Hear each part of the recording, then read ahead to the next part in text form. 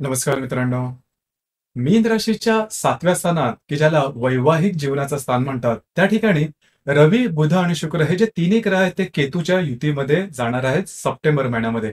त्याला ग्रहणाचा प्रभाव असं सुद्धा म्हणतात. एकंदरीत ग्रहण जे आहे, ते तुमच्या 7व्या स्थानात होणार आहे. त्याचप्रमाणे तुमची जी रास आहे, ही 7.5 चाललेली आहे. गेल्या दीड एक वर्षामध्ये तुम्ही त्याचा अनुभव घेतलेला आहे. हे ग्रह त्याचप्रमाणे इतर जे ग्रह आहेत, त्याचे जे प्रभाव परिणाम आहेत, हे सप्टेंबर महिन्यामध्ये कशा प्रकारचे असतील, त्याचप्रमाणे दैनंदिन जीवनावरती होणारे ग्रहयोगांचे प्रभाव नेमके कशा प्रकारचे असतील, या सर्व संदर्भातले खुलासेवर चर्चा आपण या व्हिडिओमध्ये करणार आहोत. तर सर्वात पहिल्यांदा आपण चर्चा करू, की तुमचं जे स्वास्थ्य आहे, मानसिक किंवा शारीरिक, हे नेमकं कशा प्रकारचं असेल. जसं की तुमच्या राशीचा जो स्वामी आहे गुरु, जो की तुमच्या तृतीय स्थानामध्ये भ्रमण करतो आहे.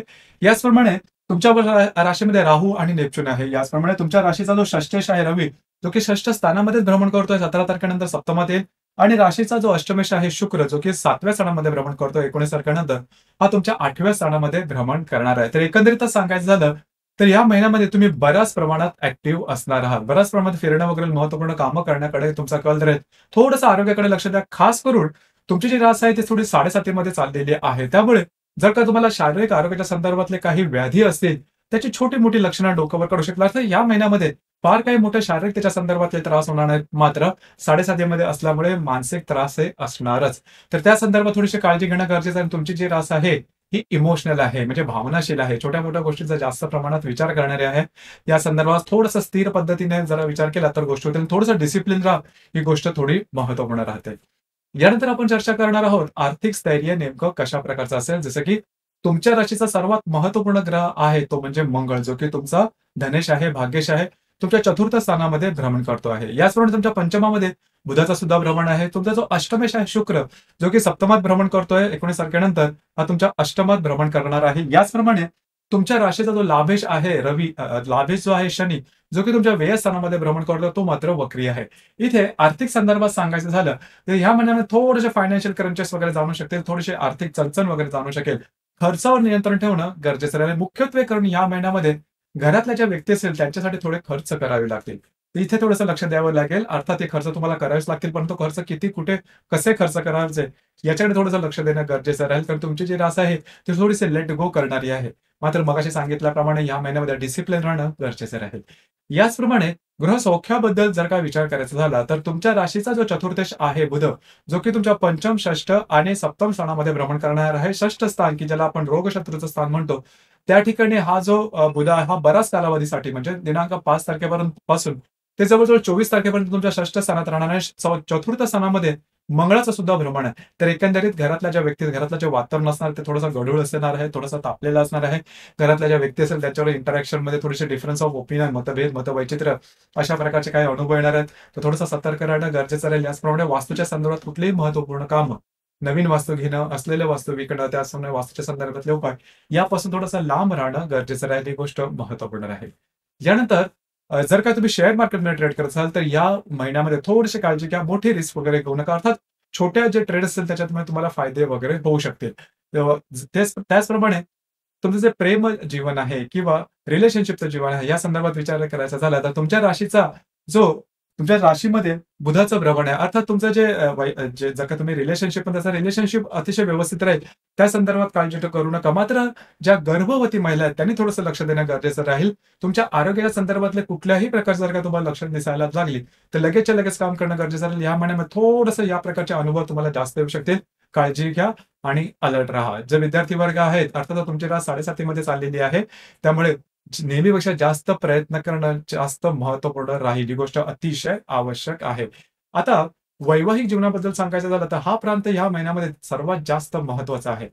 खास करून तुमच्या सप्तम स्थानामध्ये रवी, बुध आणि शुक्र हे 3 ग्रह, त्याच्याबरोबर केतू सुद्धा आहेत आणि हे तिन्ही ग्रह केतूच्या युतीत सुद्धा जाणार आहे. आणि तुमच्या राशीचा जो सप्तमेश आहे बुध, तो षष्ठ स्थानामध्ये बऱ्याच कालावधीसाठी भ्रमण करणार आहे आणि मंगळाची चतुर्थ दृष्टी सुद्धा तुमच्या सप्तम स्थानावरती आहे. तर एकंदरीतच सांगायचं झालं तर ह्यामध्ये सगळ्यात जो महत्त्वाचा विषय असेल, की जो तुम्हाला जास्त विचार करायला लावेल, ते म्हणजे वैवाहिक जीवन.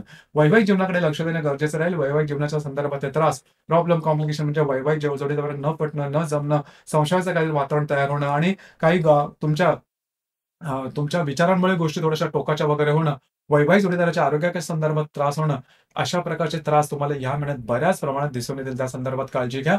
कुठल्याही विषयाचा निर्णय घेताना थोडंसं विचारपूर्वक घ्या आणि सत्य परिस्थिती आधारित घ्या. फक्त आणि फक्त ऐकून गोष्टीवरती कुठलेही काम करू नका आणि स्वतःच्या हिशोबाने गोष्टी करू नका. कारण जो केतू आहे हा डिसीव्ह करतो, तुम्हाला फसवतो, तुमच्या विचारांना वेगळीच दिशा देतो. तर या संदर्भात काळजी घेणं अतिशय आवश्यक राहील.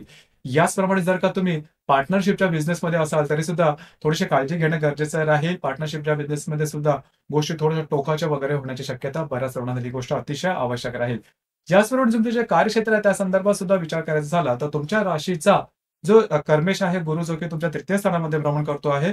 चतुर्थातला जो मंगळ आहे, तो सप्तम दृष्टीने तुमच्या दशम स्थानाला पाहतो आहे. या ठिकाणी थोडंसं लक्ष द्या. तुम्हाला वाटेल की आपणहून जास्त काम करून घेतलं जात आहे किंवा आपल्याला कामाला मोल नाही, अप्रिसिएशन मिळत नाहीये किंवा जे सहकर्मी आहेत त्यांच्याकडून थोडेफार त्रास होत आहेत. काळजी करू नका. हा कालावधी जो आहे किंवा हा जो विचार तात्कालिक राहील. थोडंसं एखाद दीड महिना तुम्हाला थोडासा त्रास होईल. परंतु त्या त्रासामुळे काही मोठे निर्णय घेऊ नका. म्हणजे जॉब चेंज करणं किंवा बदली करणं असं काही करू नका. तुमचे अनुभव, तुमचे विचार आहे ते चुकण्याची शक्यता आहे. या महिन्यात खरं तर तुमचे जे काही कार्यक्षेत्र असेल त्या संदर्भात जास्त फिरणं वगैरे होईल, परंतु कामं तुमची मागे लागू शकतील.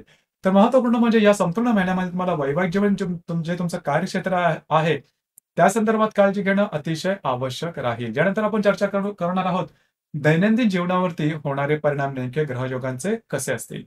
जसं की दिनांक 3 तारखेला नेपच्यून आणि मंगळाचा केंद्रयोग होणारा नेपच्यून जो की तुमच्याच राशीमध्ये भ्रमण करतोय, जो मंगळ तुमच्या चतुर्थात भ्रमण करतोय, दोघांचा केंद्रयोग घरातल्या ज्या व्यक्ती असतील त्यांच्या आरोग्याकडे लक्ष देणं गरजेचं राहील. आरोग्याच्या संदर्भातले काही त्रास, डोकं वर करू शकेल, त्यांच्यावर थोडेसे मतभेद वगैरे सुद्धा होऊ शकतील. याचप्रमाणे दिनांक 4 तारखेला केतू आणि शुक्राची युती होणार आहे. सप्तमात असणारा शुक्र आणि तिथे असणारा केतू, या दोघांची युती होणार आहे. वैवाहिक जो जोडीदार असेल त्याच्याबरोबर थोडंसं मिसअंडरस्टँडिंग किंवा गैरसमज वगैरे होण्याची शक्यता जास्त प्रमाणात राहील. याचप्रमाणे दिनांक 7 तारखेला हर्षल आणि बुधाचा केंद्रयोग होणार आहे.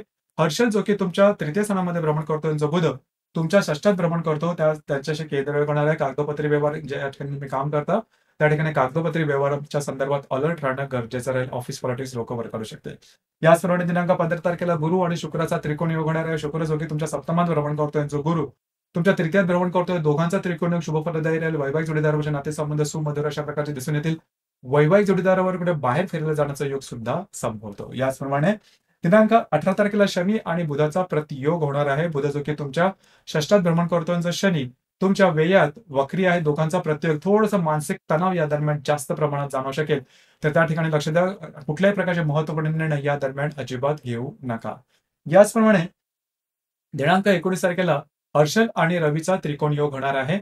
हर्षल जो की तुमच्या तृतीयात भ्रमण करतोय, जो रवी तुमच्या सप्तमात भ्रमण करतोय, दोघांचा त्रिकोण उत्तम राहील.